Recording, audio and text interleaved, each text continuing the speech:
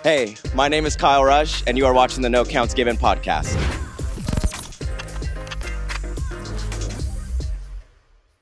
Dance Team Union is a proud sponsor of the No Counts Given podcast. And y'all, you keep hearing me say it week after week, the DTU flight contest. But listen, you're going to have to listen to this one because round one has already begun. And to enter the DTU Nationals 2026 flight contest, which is powered by Spirit Airlines, follow these 4 steps. First, you have to post one photo of your team showing school spirit on your official team Instagram account, which must be public. If your team does not have an official Instagram, designate one person with a public account to post on the behalf of the team for the entire duration of the contest. 2, in the caption, write a paragraph explaining how your team is currently showing school spirit and include the hashtag DTU Team Spirit. From the account used to post your entry, follow both Dance Team Union and Spirit Airlines on Instagram. Lastly, tag Dance Team Union and Spirit Airlines in the photo. Submissions for round 1 will be accepted through June 20th at 11:59 p.m. Central Time. Semifinalists will be selected at the discretion of Spirit Airlines and Dance Team Union. To be eligible to advance to round 2, teams must complete all 4 steps as outlined in the round 1 submission guidelines. To learn more about how to participate and earn funds for your team, head over to www.danceteamunion.com for more information. What's going on, everybody, and welcome back to the No Counts Given podcast. I'm your host, Kyle Rush. I'm here every single Thursday as we talk about literally all things dance team. Now, I know what you're wondering, Kyle, why are we here at your house? Well, you're actually not at my house. You are at an Airbnb with me as I am staying in South Dakota on a work trip. This is going to be dropping on Thursday, so I'm here literally for the next 5 more days. So if you know anything about Sioux Falls, South Dakota, please let me know. What's good to eat around here? What's fun to do around here? Because I am bored for the next 5 more days here just working. So let me know. Anyways, let's go into today's episode. Okay. I have a very exciting episode today. It is an interview that I have been waiting to drop. And if you know anything or followed the Oregon Duck dancers for the past year, from their home routine at UDA to competing at UDA or lack thereof, and then going to the College Classic with Dance Team Union and literally winning their jazz battle, placing top 3 in both jazz and pom. This interview is very special because it touched a very special place in my heart, personally witnessing where the Oregon Duck dancers went from the beginning of the season to the end of the season. And so I'm very excited for this episode. Before we get into the interview, though, make sure you like, make sure you comment, make sure you subscribe, make sure you share with all of your dance team friends, dance team family, send it to the dance moms, the dance dads, the dance grandpas, all of it. Share, like, subscribe, rate us on Spotify. It really does help myself, it helps the podcast, and it helps the team behind the podcast. So without further ado, let's just get into this interview. And then stay until the end because I'm introducing hot topics today. I asked on Instagram, send me real conversations that should be brought into the dance world and the dance industry. Like what do we need to resurface and talk about?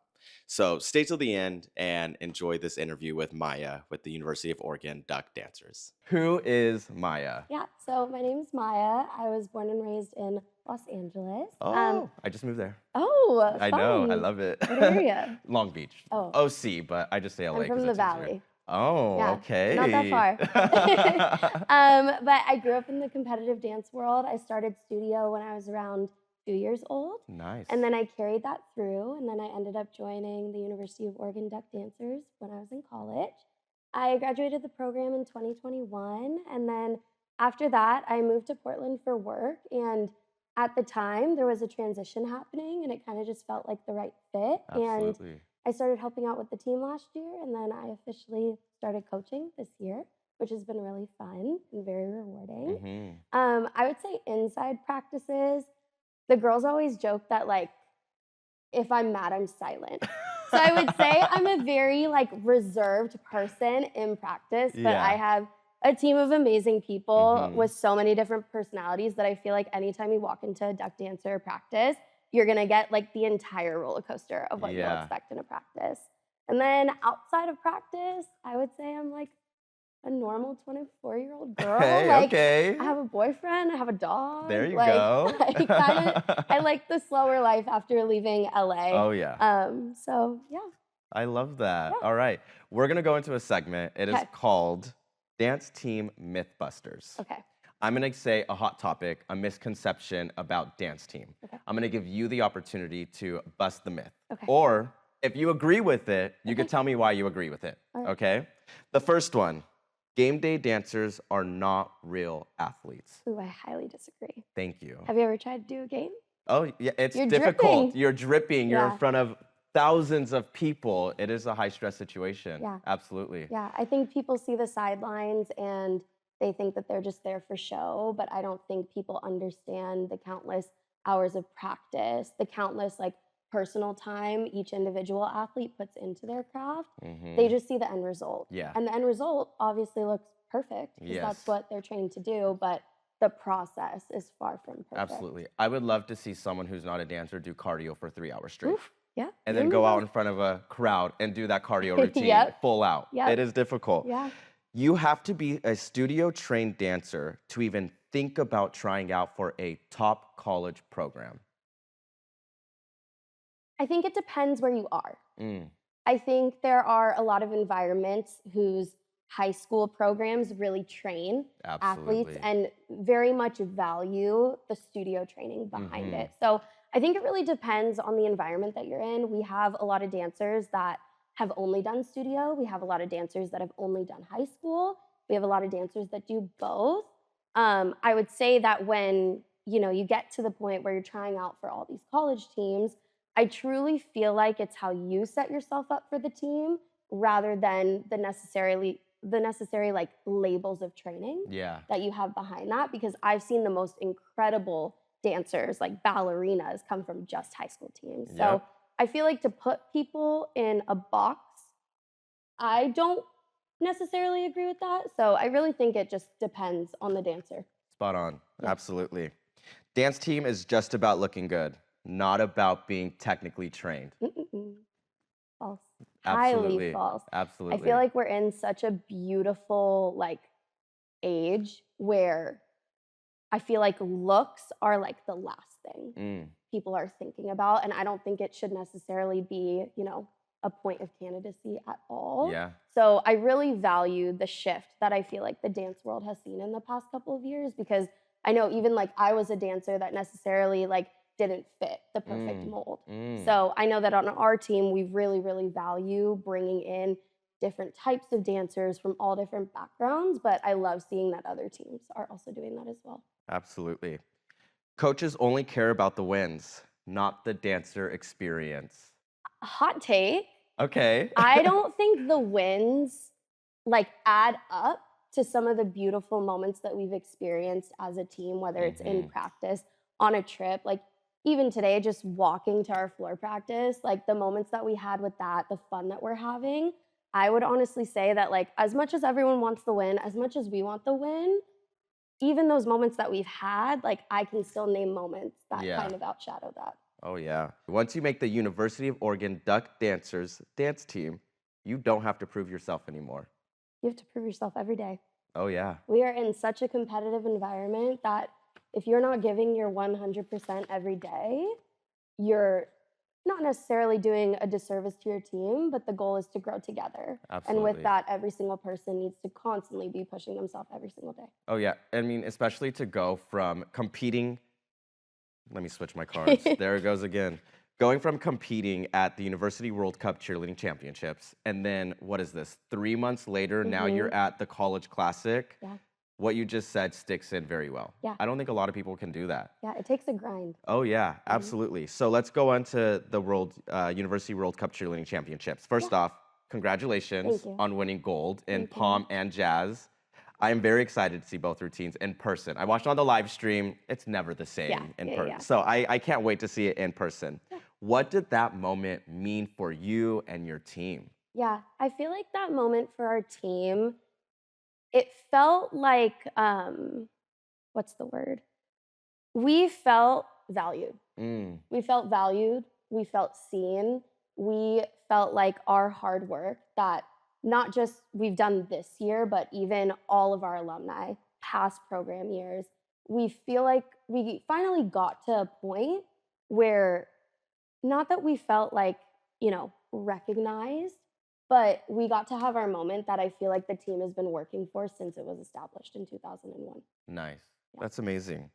What pressure was it like going into an event that carries that international feel? You're on that stage, and I mean, I'm pretty sure there were teams that weren't just from the United States. There were teams globally there. So how did that feel going onto a stage that carries that international energy? We were so excited. I feel like it's so rewarding to be able to compete against so many different amazing teams and to get to compete against so many different like cultural styles. We honestly had a lot of fun with it. Everybody was super nice. Like the backstage energy was really good. Everyone was cheering each other on. Like it felt very refreshing. One of my favorite events to watch, I actually attended, I think it was 2018, 2019, is the ICU Worlds in Orlando, which is like in a few weeks. Yeah. And I loved being able to watch teams portray their version of what they think dance team is. Hip hop, pom, jazz. Did you feel like that same energy, being able to like see how everyone is bringing their own style to the stage? Yeah, I thought it was great because we talk about categories of like pom, jazz, hip hop, but I mean, we know in the dance world, there are so many different styles and fusions within everything, and each team has such a specific style within those categories. So I would say that like, yeah, we had a really big kind of variety. Yeah. So it was really cool to see. Yeah. Now, did competing at that international competition help you prepare your team to take the College Classic stage? Yeah, because with College Classic, this is our first year ever coming. So I feel like what the World Cup really like prepared us for is jumping into something that feels unknown for us. We had never done that before. We've never done this before. So we've kind of been preaching with our girls to just like jump into the deep end and see what happens. So it was kind of that first Band-Aid rip. Yeah. And now I feel like everyone's so down to always try new things, which is great. I love that. Before we get into the next area, we have an amazing crew back there of assistant coaches watching. Can you tell me like what role they play on your team? Yes. So we have Haley Dulong. I'm gonna like look at them. I know. We have Haley Dulong. She is one of the assistant coaches. She is like an absolute beast in the Oregon high school dance community. Okay. Her team, Lake Oswego, they consistently crush it. And she was one of the big reasons that our team was able to bring Palm to the stage this year for the first time ever. And looked absolutely phenomenal, by the way. Yeah, I didn't grow up doing Palm, so I was like, Haley, I don't know how to start this. I need you. So she's been really great. And then we have Ryan Brinkman. We were on the team together. I feel like she's like one of my ride or dies in the dance world. Like I feel like she can constantly put me in check in a really good way. That's very appreciated. But she's so knowledgeable about, not just the college dance world, but the industry. And I just feel like it's a very refreshing take to have at times to kind of like check us out of the college world for a little bit. Yeah. And then Chen Filler, I coached her last year. She's an alumni / like kind of assistant coach. We bring her everywhere. She is like the brains behind our entire social media. She is amazing. You're killing it then, by the way. Yeah. I love the Duck Dancer social media. Yeah. I love it. Everything that you're doing, it is marketing 101. I love it. Yeah, but we love her, and she's close to the girls, so she's kind of like that big sister that we just bring everywhere. Yeah, amazing. One thing I will also say I love about your program, your master classes and workshops, you bring in some incredible people. Actually, one of my old teammates, Taylor, I think you brought her in just most recently. Yeah. What goes into like that selection of choosing who you're gonna bring in for these master classes? The girls just think I'm absolutely crazy. I will send an email to anyone who I can find. Like, I will reach out to the most crazy people, and I'll just see if they can get a response. And we've just been getting responses. Yeah. So, like, we've been able to bring in amazing people. We just had Lexa Shimoto, Ella Horan, and Sam Cantoria, and they just brought the most insane energy to Eugene. And I think it's really hard because, especially me being from LA, I kind of feel like Eugene is such a small community and it's in such a pocket of Portland that the dance community sometimes doesn't get those same opportunities that other communities have gotten. So I've really enjoyed that. One, our girls get to, dance with these amazing people, continue learning, but also I feel like we've been able to bring like a little bit of sparkle to the Eugene dance community, which has been fun. It definitely elevates the program to like another level. I mean, one thing that I really appreciated when I danced pro is that same thing. Our directors and coaches would always seek out people who would benefit us, not just in our space, but outside the space as well too. So I love that. Going back into your program, I want to talk about the difference of a club team and an athletic team through the university. How do the duck dancers support the university and the community? So we are recognized under the student life umbrella at the university, and then under the student life umbrella, we are under club sports. Got it. So with that, we still find a lot of opportunities to plug into the community. One of our biggest like athletic opportunities, and when I say athletic, I just mean sports. Is we support the Ducks hockey team, which is super fun. Hockey games are super rowdy. The girls have a lot of fun. So we are at every home game for that. And then outside of that, we love supporting the community through, we do a bunch of parades, we do a bunch of performances. We have National Dance Week coming up. We're performing at that. Local, like MLB, or not MLB, local, like I'm gonna say like local sports. Okay. Like we do, we'll we do Blazers. We do a collab with the Winterhawks every year. We have possibly a little baseball performance coming up. Lots of fun tricks that we're pulling up our sleeve, because I think even though we are a club sport at the university and we don't get those athletic opportunities, we all still very much value the training and the learning that you do, not just as a dancer, but as yourself within the community and within kind of that game day presence world. Is performing on a hockey rink hard? Yes. Okay. I've never done it. Haley's done it. I always think when I watch teams, because, like professional hockey teams, they'll have their entertainment team, right? When I watch them performing on the ice, I'm like, how are you not slipping? Yeah, we put tire studs in the bottom of their shoes. Oh, okay, that's the trick. They use their plie. I would imagine you have to stay. Okay. Yeah. All right, so can you walk us through what it actually means to be a club team versus a recognized athletic team at the university level? So what are like the hard differences that play into the two? I feel like the biggest hard difference is access to resources. I feel like being a club sport at the university, we have an amazing team at club sports. They really support us. We have an amazing community of other club sports, but we always kind of bond with, the lack of resources that we're given compared to athletics, which that's a natural thing. It's the official athletics department. They're open to a ton of resources, which is great. But I feel like we have so many programs at the university that, are constantly representing the university on such an amazing level that it would be very nice if there were some more opportunities and resources in play. So even things like, recovery or, practice space. Have you guys tried the place over here, the recovery? No, we want to try it tomorrow. It looks amazing. I walked by and I was like, ooh, I want some of those things on my legs and just relax. We have an amazing sponsor in Eugene called Restore. Okay.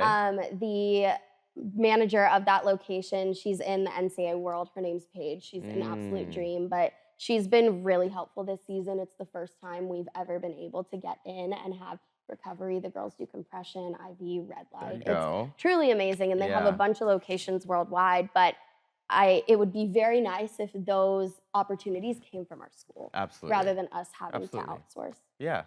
How do you feel that your team has earned that legitimacy and respect within your university? Not necessarily, I mean, we could touch on like staff or like board, but like maybe even like student boards or just students at the university. Yeah. My athletes are very well trained on the reputation that we uphold as duck dancers. We constantly tell them to lead with grace.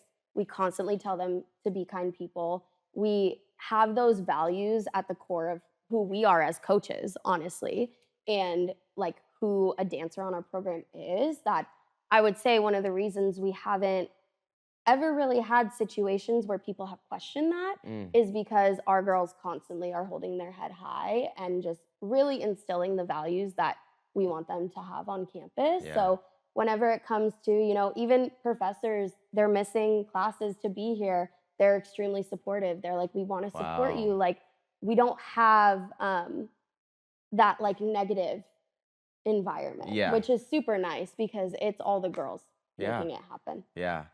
All right.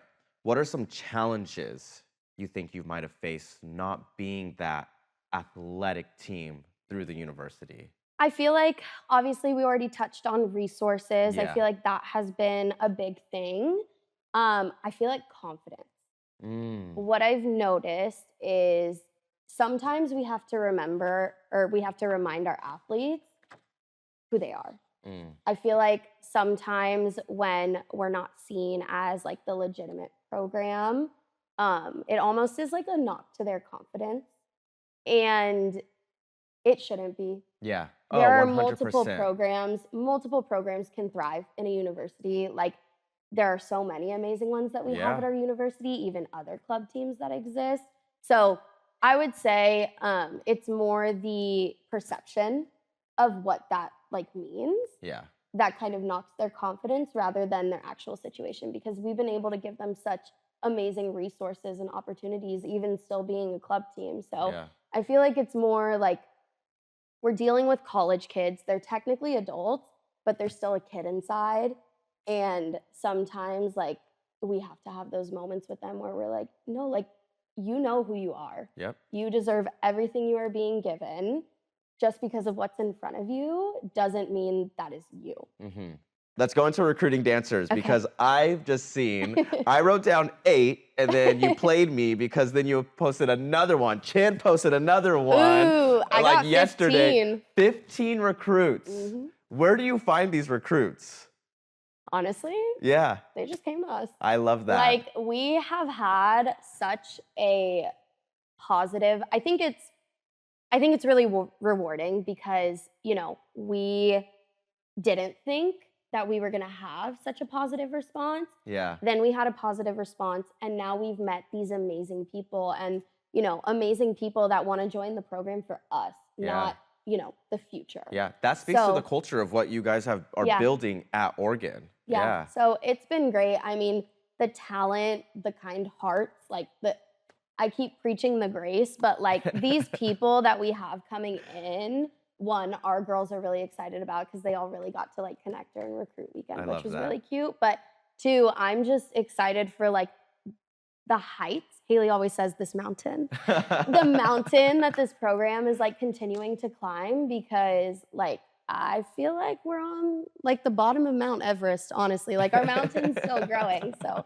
it's really cool to see. Do you actively recruit? Like, are you like, I know I was listening to a webinar like last week, and they were saying like, anytime I'm scrolling and I see talent, I'm following them, or I'm favoriting a video.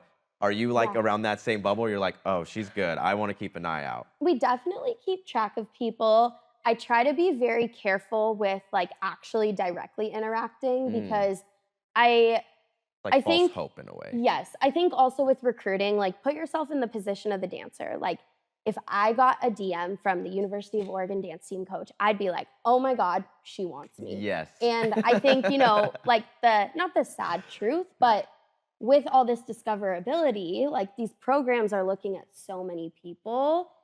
I feel like it does a little bit of a disservice to the dancer. So I try to keep all personal reactions completely cut out until we reach that final recruiting stage, and I'm trying to like get to know them a little bit better.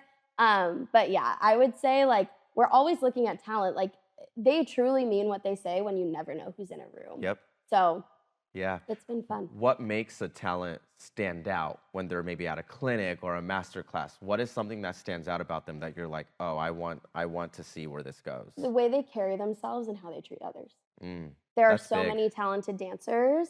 I feel like now it's about who you are. I mean, at least the final stage of our recruitment process is all about who you are as a person. Yeah. We look at your recruitment videos, and if you can dance, and nothing's going to change in a week. Yep. You know, so I feel like we really look for like those manners, the respect, the kindness and how you treat other people, because you're joining a team, and if you're not a kind person, that breaks the team. Yeah. No matter how good you are. Oh, yeah.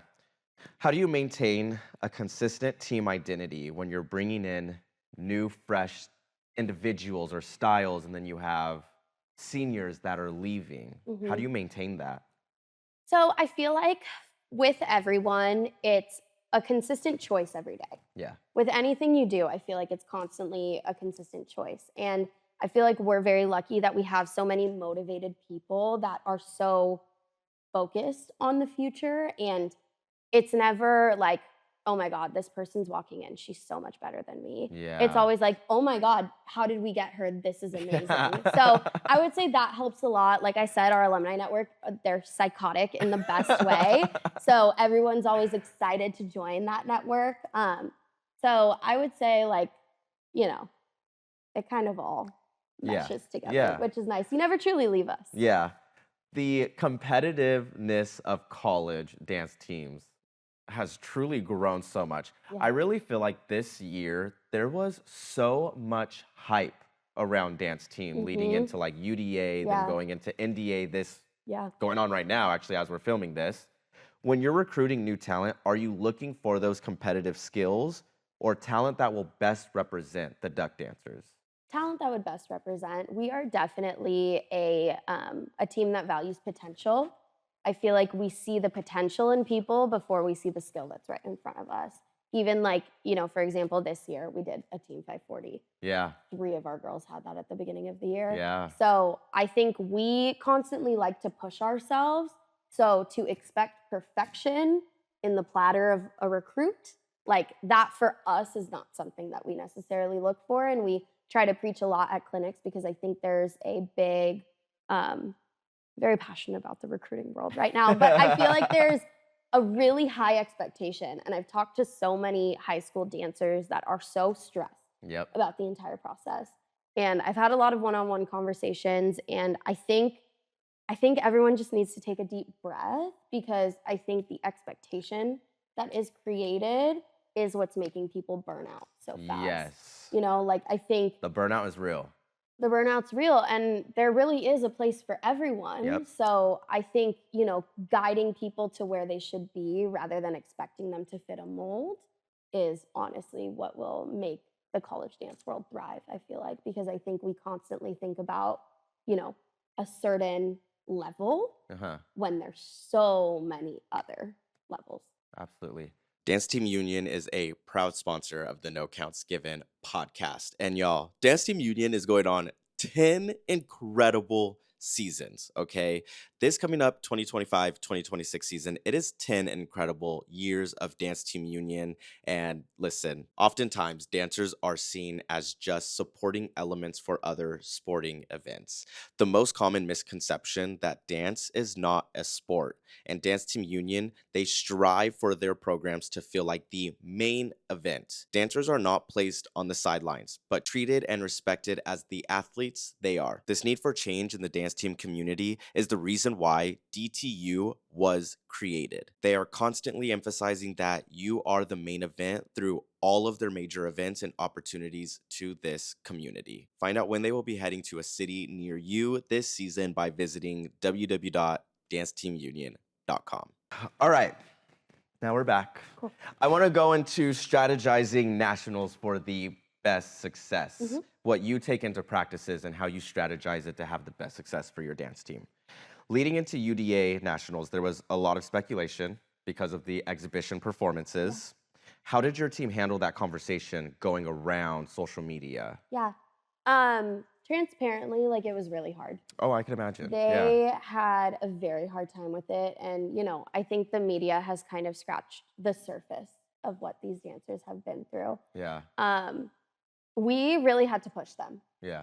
Like, I live with the motto of, like, if you're going to do something, you're going to, ironically, do it big. That's our motto for the year. But if you're going to do something, like, you might as well go full force, and you should always show up. No matter what gets thrown your way, if you're given the option to show up or not show up, why would you not show up? Yep. So, you know, at that point in the season, varsity has had given us the incredible offer to even still show up, which they did not have to do. Yeah. Which we were so grateful for because we did only find out a little bit before. So it was a push, but the second we pushed them, they turned it on and they were so happy after it. Yeah. They were so happy that they showed up. They were so happy by, you know, the positivity that they felt after that. So I think, you know, even though it was hard in the beginning, the minute they had that mindset shift, like we were kind of full force running. Yeah. Yeah. What process do you do, or what process do you take when you're choosing your style of music, themes, technical elements that play into your strengths and align with that score sheet? Yeah. So we had the amazing opportunity this year to work with Cassie Bartho. Incredible. Funny story, I watched Dance Life on Amazon Prime, and as I'm like sobbing at the last episode, I go to email her, and I'm like, you know what, we need a choreographer, like let's see what happens. She said she will email anyone. She responded, and my mouth hit the floor. Wow. I was like, I was fangirling a little bit, like she knows I love her, but we had the amazing opportunity to work with her. And what was so cool about her style is that, you know, she does this like fusion of jazz and contemporary, and she has such like intricate movement that's like so mature. And I feel like that in itself was such an upgrade for the girls. So we completely left the process to her. Wow. I said, pick your song. I said, pick your, like, anything. We worked very closely with her on our costume design with Rebel, who, shout out Jackie, super amazing. And then with Palm, this was our first year ever working with Tribe 99. And we worked with Kelsey Kane. She was absolutely incredible as well. I have never met someone that like shows up to school to do something and then immediately becomes like, honestly, I'd say like family with the school. Like we love her, the girls love her. With our Palm routine, we started on the mix a little early and we did it with her, but with it being our first year, we kind of like, we're like, oh, should we do this? Should we do that? But same thing. I mean, we've all been choreographers in the dance world. We know that a choreographer should be left to do their thing. Yes. You should bring them in. You bring them in for a reason. You trust them to do what feels true to them. Yes. Because if it doesn't feel authentic to them, it's not going to feel authentic to you. Yes. So it was great. Yeah. Going into even when you were on the team, do you think that there's been any strategies that have changed over the year as the competition has evolved? Yes. Yeah. I would say that, you know, dance back in our day, like college dance.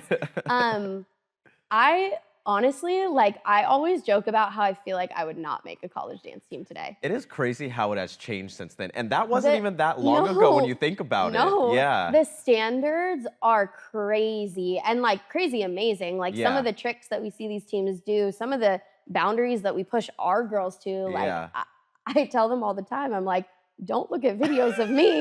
Like you're not gonna listen to me.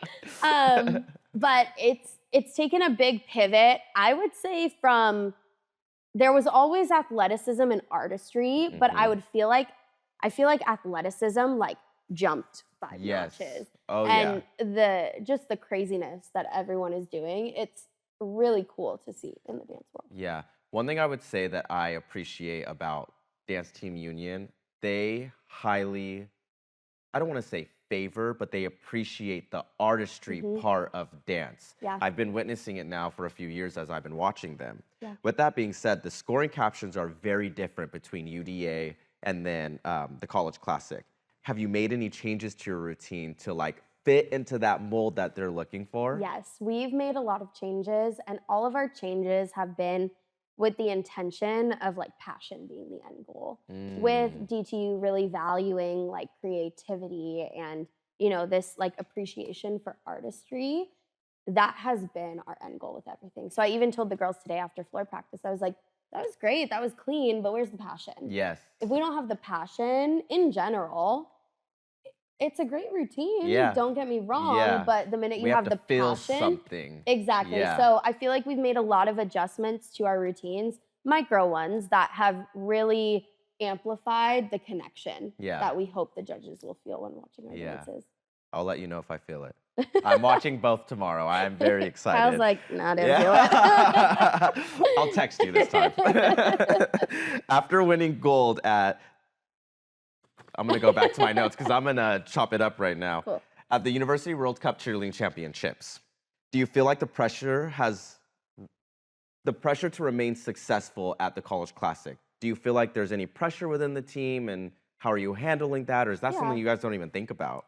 I feel like there's a natural pressure that any team feels after having a big win. Oh, yeah. And, I think we've heard a lot from other people about, like, everyone's watching you, like, you just won this. And I think naturally, it does get to people. Yeah. I think what we have really pushed the girls to have the mindset of is we want you to have fun.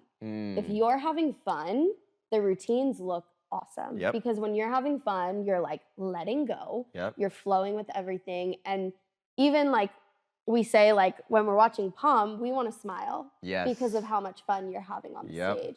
When we watch Jazz, we want to cry because of what we feel that you're putting out there. So at the end of the day, yes, there is this like, oh, well, we just won. We really want to win again. But we've kind of shifted that mind change to be like, we've had a hell of a season. We're walking in here to this new environment. We are so proud of where we have come as a team. We're just going to have fun on that stage. And if, that ends up getting us a good score and we walk home with a win, cool. But if it doesn't, cool. Yeah. I always say it's not about the win. It's about how you feel after that music stopped and you're on the stage. Yes. If you're feeling so proud and happy about that, the end result should not even matter. Yeah. How does your team define success? I would say our team defines success as, just like you said, that good feeling at the end. We had our send-off showcase in January, and when I say you could have heard a pin drop after both of their dances because of what they gave, that's a feeling that we always ask them to look back on. And obviously, when we go back and we scroll through the routines and everyone does the slow-mo, it's not perfect, but they're left with that feeling. So I would say, like, our team's success is when we find that feeling after a practice or after a performance. Yeah, amazing. All right, I have two more for you. This is my final segment before I finish you off with a question. Okay. This is called Count on It. I asked my Instagram followers, TikTok followers, send me in questions. If you're sitting in this situation I'm in, what would you want to ask a university dance team coach? This question comes from Richard Brogan on Instagram. Would you ever consider a male on your team? And what would it take for a male to be offered that spot? I would always. I don't think talent is gender. Yeah, thank you. I truly, I don't think talent is gender. I don't think talent is race. I don't think talent is body type. I think you are you. And if you are what we are looking for, and if you are amazing, if you're kind, there's always a spot for you on our team. We were just talking about our recruiting process, and, we kind of had a little flip of a switch, and we were like, there's talent, we're going to take it. Yeah. So I would say, hell yeah, we would take. I can't. No, you can. You can. You can. That's fine. Okay. It's fine. Hell's not a bad word. I'd say, hell yeah, we'll take it, boy. I love it. Yeah. Absolutely. This is just off topic, but there's one thing I think about this so frequently. There's teams out there that still have that genderized profile in their name. Laker girls, USC song girls. That is something that I just hope changes. Yeah. Because as a male, I'm like, I would love to be a Laker girl, but not if it's Laker girls, right? So I love that you said that. I hope that's something that evolves in the dance world tremendously, especially in pro sports. Yeah. And even with other teams that we know, I truly feel like those changes necessarily haven't been made because the right person hasn't walked along yet. I do believe that a lot of these programs, if, the right male walked in, or, even if the right, non-gender binary person walked in, I do think those changes would make, because I personally am very proud of the steps that the dance world has taken. So I really feel like if the right person walked in, those changes would start to happen. Amazing. Right place, right time. Yeah. Last question I have for you. How does Maya want to be remembered in the dance team world? Ooh. And not toe touch. Not toe touch, unless you want to see it. I feel like, my parents, shout out Lisa and Jim. Hey. I feel like my parents always raised me to leave a place better than you found it. And I feel like one of the things that we always talk about as coaches is our team has faced so many struggles throughout the past couple decades. Yeah. Like, we are scrappy. Struggle is not new to us. Like, we know it. Yeah. So I feel like I just want to, within the Oregon Duck Dancers world, just leave it better than I found it, create a, consistent future for the program. And then I feel like within the dance world as a whole, like, I feel like the dance world gave me a piece of myself, and I just want other people to find that piece of themselves. Because I think that, we constantly enter the dance world and there's expectations. You're staring at yourself in the mirror all day long. Like, there's so many struggles that we face as dancers, and I think there needs to be more people to, like, flip the switch and be more loving. Yes. Like, I feel like there's, always place for grit. There's always place for hard work. I personally, none of us coach with negativity. We get down to business when we need to, but I do think that within the dance world, now I'm speaking for us, but we just kind of want to be these, like, little, like, sheds of light that just leave, like, a positive mark, I feel like. Nice. Well, I appreciate your time. I appreciate you guys joining as well, too. I wish you and the Duck Dancers the best of luck this weekend. I will be front row supporting, recording, all of the fun stuff. So thank you again. I appreciate it, Maya. Thank you. I hope you guys enjoyed that interview with Maya with the University of Oregon Duck Dancers. Thank you again, Maya, for coming on and sharing the history and legacy behind the team and educating me further on the team. All right, let's get into today's hot topic. Those that send me messages and send me topics, I leave them completely anonymous. So if you want to send a hot topic my way, go to my Instagram. It'll either be on the No Counts Given Instagram or my personal Instagram, and send me your hot topic. It's going to stay anonymous. I will not share who's sending me these messages. So the first one that we're going to start off with, it's something that I've also wondered as well too, and that is, do studio kids crumble without their solos when they get in the college level? Now, personally for me, I think, one, if you don't come from a dance team background and you're coming from a studio background then transitioning to a team background, I think that transitional period is a little different versus if you're going from a dance team background to a collegiate team background. I think grasping on to that team, especially in dance team, is a little bit harder for others than it is for some, especially those studio kids. I've had experiences in my own where I've had studio kids that would transition going from studio, like solos, trios, small groups, large groups, car, 24 dance, like all of the sorts, right? And then they would come into the circuit where you're competing pom on a team, hip hop on a team. Score sheets are much different. It's a little bit more strict. It's stylized. It's definitely a lot different visually, transitionally, getting to your line or your panel or your 3/4. Like, once you start getting into that aspect, it's different. Now, when you go from a solo, that's like, this is your own time to shine. Of course, there's still choreography, there's still moments, there's still musicality, there's still textures. You have all of that, but it's much different when you have yourself on the stage and you can perform the routine and translate it the way you want versus when you're putting yourself on a team and then you have to translate it the way that the team wants and the choreographer wants and the coach is cleaning it to translate this way, right? So I don't necessarily think that kids crumble. I think crumble's taking it a little too far. Crumble also sounds really good. I was looking on DoorDash the other day and crumble came up when I first came to South Dakota and I was almost tempted to order it. But anyways, diet. Anyways, going back to the topic, I don't think that crumble is the right way to say. I think the transitional period is a lot different and kids just take a little bit longer.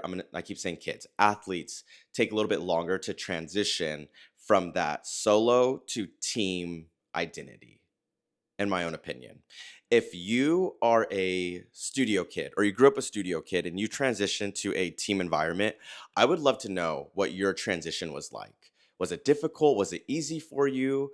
What was hard for you to pick up, or what was the easiest things for you to grasp onto when in that transition? Anyways, that's my 2 cents. If you want to send in a topic, go to my Instagram.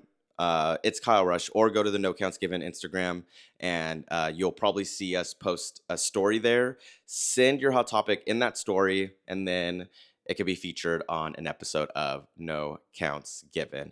Thank you, everyone, for listening and tuning in. We have a lot of people that come back week after week and listen, and I see the analytics, and I appreciate you guys so much for supporting the podcast. We have some very exciting episodes coming up. I think the next wait. I have 4 episodes that I'm working on. The next 4 episodes, I'm so excited for, you guys. Like, people that are newly emerged into the dance team world or have been in the dance team world and dominated the dance team world, like, they're coming on the podcast within the next 4 episodes. And I'm very excited for you guys to hear from these people. I'm not going to drop names yet. I'm just going to save it. You're going to see it. And just hang tight, because they're good. They're educational. They're fun. They're informative. And I'm very excited for you guys to hear it. So have a great rest of your Thursday or Friday, Saturday, Sunday, Monday, Tuesday, Wednesday, whatever day you're listening to this. And continue to support No Counts Given. Have a great day.